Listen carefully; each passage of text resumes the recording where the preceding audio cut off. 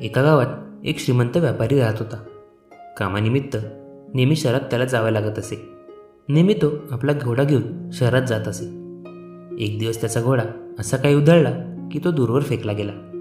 डोक्याला मार लागल्याने तो बेशुद्ध अवस्थेत तसाच पडून होता. त्याचवेळी त्याच्या गावातील काही लोक तिथून जात होते. हा व्यापारी असा पडलेला पाहून त्यांनी त्याला उचललं. जवळच्या शहरातील डॉक्टरांकडे नेलं.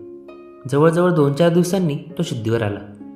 तेव्हा त्याच्यासमोर त्याचा सर्व मित्रपरिवार आणि नातेवाईकांचा घोळका होता.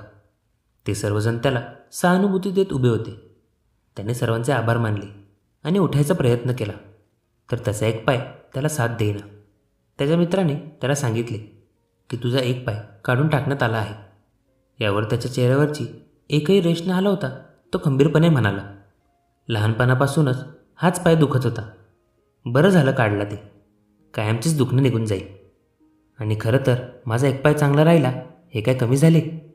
मला तर याचाच आनंद वाटतोय. मंडळी, यावरून आपल्याला शिकायला मिळते की वाईट घटनांमध्ये खचून न जाता त्यातून मार्ग काढून पुढे चालायला शिकले पाहिजे. मंडळी, कशी वाटली मग कथा?